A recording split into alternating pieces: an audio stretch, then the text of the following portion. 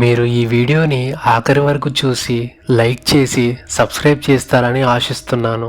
ఇక కథలోకి వెళ్తే, నా ఫ్రెండ్ కార్తీక్ సమ్మర్ హాలిడేస్లో వాళ్ళ అమ్మమ్మ ఇంటికి వెళ్ళాడు. ఆ ఊరు చాలా ప్రశాంతంగానే ఉంటుంది. కానీ ఆ ఊరిలో ఒక పెద్ద ఊడల మర్రి చెట్టు ఉంటుంది. వాళ్ళ అమ్మమ్మ, ఒరే నాన్న, అక్కడికి మాత్రం వెళ్ళకురా అని చెప్పేది. ఒకరోజు కార్తీక్ వాళ్ళ అమ్మమ్మ వాళ్ళ ఊరిలో పరిచయమైన స్నేహితులతో కలిసి సరదాగా ఆ ఊడల మర్రి చెట్టు దగ్గరికి వెళ్ళాడు. అక్కడికి వెళ్ళినప్పుడు అతనికి ఒక పాత ఉంగరం దొరికింది. ఆ ఉంగరాన్ని తనతో పాటు ఇంటికి తీసుకొచ్చాడు. ఆ ఉంగరం తెచ్చినప్పటి నుండి కార్తీక్కు చాలా వింత అనుభవాలు ఎదురయ్యాయి. అర్ధరాత్రి 12 తర్వాత ఎవరో పిలుస్తున్నట్టు పట్టిల శబ్దం వినిపించేదంట. అతని చెవి దగ్గర మర్రి చెట్టు దగ్గర ఉన్న నీకోసమే ఎదురు చూస్తున్నా అని వినిపించేదంట. భయంతో వాళ్ళ అమ్మమ్మకు జరిగిందంతా చెప్పాడు. అప్పుడు వాళ్ళ అమ్మమ్మ మర్రి చెట్టు వెనుక ఉన్న అసలు నిజం చెప్పింది. ఒరే నాన్న, సుమారు 50 ఏళ్ల క్రితం ఈ ఊరిలో కొమరమ్మ అనే అమాయకపు స్త్రీని క్షుద్ర పూజలు చేస్తుందని ఊరి జనమంతా కలిసి అదే మర్రి చెట్టు కింద కట్టేసి సజీవ దహనం చేశారురా అని చెప్పింది. ఆ రోజు నుంచి ఆమె ఆత్మ ఆ చెట్టు దగ్గరే ఉంటుంది. ఆమెను చంపిన వారిని చంపాలని చూస్తుంది అని వాళ్ళ అమ్మమ్మ చెప్పింది. కార్తీక్ ఆ మర్రి చెట్టు కింద దొరికిన ఉంగరం కొమరమ్మదే అని తెలిసి వాళ్ళ అమ్మమ్మ చాలా భయపడింది.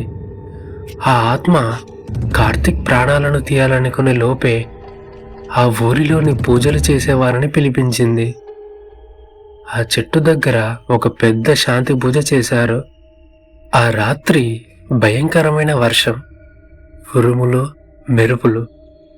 ఆ ఆత్మ కార్తీక్ను చెట్టు ఊడలలో బంధించింది. చివరి క్షణంలో వాళ్ళ అమ్మమ్మ తన ప్రాణాలను తెగించి కొమరమ్మ ఆత్మకు విముక్తి కలిగించాలని పాతకాలపు సాంప్రదాయ పూజ పూర్తి చేయడంతో ఆ మర్రి చెట్టు నిలువున చీలిపోయింది. మరుసటి రోజు ఉదయం కార్తీక్ ప్రాణాలతో బయటపడ్డాడు. తన ఊరు విడిచి వెళ్తున్నప్పుడు తన బైక్ మిర్రర్లో కొమరమ్మ ఆత్మ కనిపించింది. కార్తీక్ ఆ ఊరు విడిచి సిటీకి వచ్చేసి 3 నెలలు గడిచాయి. అతని ఒంటిపై ఏవో గోళ్ళ గుర్తులు గమనించాడు. ఒకరోజు రాత్రి ఆ గుర్తులు మంట పుట్టడం మొదలయ్యింది. సరిగ్గా అదే సమయంలో అతనికి వాళ్ళ అమ్మమ్మ దగ్గర నుండి ఒక ఫోన్ వస్తుంది. కానీ అవతల వైపు వాళ్ళ అమ్మమ్మ మాట్లాడదు. కేవలం ఒక భయంకరమైన ఏడుపు వినిపించింది. ఆ తర్వాత ఫోన్ ఆటోమేటిక్గా కట్ అయిపోయింది. కంగారుగా కార్తీక్ వాళ్ళ అమ్మమ్మ వాళ్ళ ఊరికి వెళ్ళాడు. ఊర్లోకి అడుగు పెట్టగానే కార్తీక్కు ఒక షాకింగ్ విషయం ఎదురైంది. ఏ మర్రి చెట్టు అయితే తాను ఎండిపోయిందని తాను అనుకున్నాడో ఆ చెట్టు ఇప్పుడు మునుపటి కంటే వింతగా ఎర్రటి ఆకులతో నిగనిగలాడుతుంది. ఊర్లో మొత్తం నిశ్శబ్దం. బయటకి ఎవరూ రాలేరు, ఎవరు కనిపించలేరు. అమ్మమ్మ ఇంటికి వెళ్ళాడు. కానీ వాళ్ళ అమ్మమ్మ పూజ గదిలో సృహ లేకుండా కింద పడిపోయి ఉంది. ఆమె చేతిలో ఒక పాత పురాతన గ్రంథం ఉంటుంది. అందులో రాసి ఉన్న విషయం చదివిన కార్తీక్ గుండె వేగంగా కొట్టుకోవడం మొదలైంది. ఇంతకీ ఆ గ్రంథంలో ఏముందంటే, ఆత్మలకు విముక్తి లేదు, అవి శరీరాన్ని మారుస్తాయి.